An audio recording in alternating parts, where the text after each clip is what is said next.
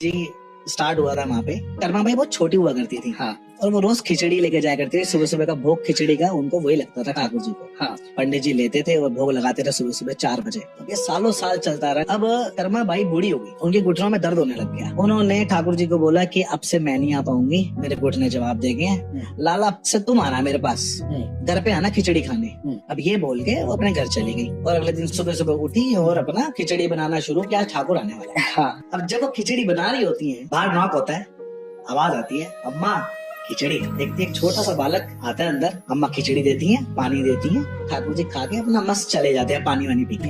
अब ये सिलसिला शुरू हो गया। अब इतने सालों से एक नियम चल रहा था उनका कि रोज सुबह सुबह मंदिर जाना और पंडित जी को देना, पंडित जी भोग लगाते। तो पंडित जी बोले इतना टाइम हो गया कि कर्मा भाई आ नहीं रही आजकल, खिचड़ी का भोग नहीं लग रहा ठाकुर जी को, तो मैं कल सुबह आ रहा हूँ, अम्मा की रास्ते से आऊंगा और वहाँ पे उनको पूछूंगा कि क्या हुआ, सब ठीक ठाक तो है। तो अगले दिन सुबह पहुंचते हैं तो देखते हैं कि अम्मा खिचड़ी बनाने लगी। उनको तो नहीं पता खिचड़ी बना रही है। तो जाके अम्मा को बोलते, अरे अम्मा आज तो मंदिर नहीं दिख रहे, सब तबीयत वगैरह ठीक है? तो अम्मा बोली, अरे पंडित जी अब कहाँ, अब तो ठाकुर मेरे पास आता है ना, लल्ला मेरे पास आता है खिचड़ी खाने, तो खिचड़ी मेरे पास आने वाला होगा।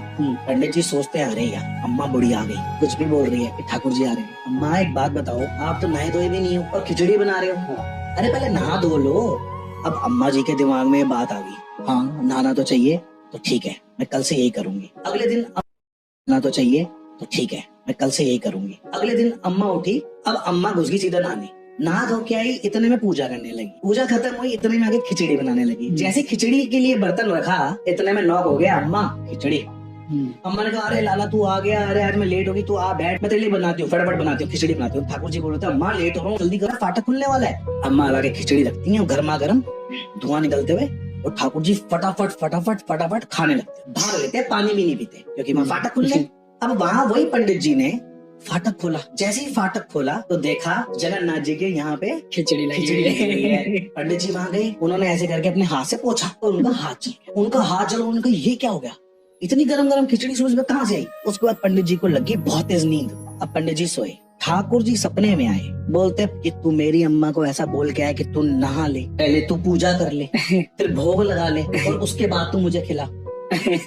भाई मुझे उनका भाव पसंद है, मुझे उनका प्यार पसंद है। मेरा हाथ जला ना थोड़ा सा पोछने में, तो सोच मेरा मुंह कितना जला होगा। ठाकुर जी ने ये बात थोड़ी सी इमोशनली पंडित जी को बोली। पंडित जी आंखें खुली और जोर जोर के रोने लग गए, भागते हुए गए अम्मा के पास, अम्मा के चरणों में पड़ गए, बोलते अम्मा वाकई में अब ठाकुर जी आते हैं और आपको नहाने धोने की जरूरत नहीं है, पाठ पूजा करने की जरूरत नहीं है, आप उनको खिलाओ। इसलिए जगन्नाथ जी में आज भी पहला भोग जो है वो खिचड़ी का ही लगता है। क्या बात।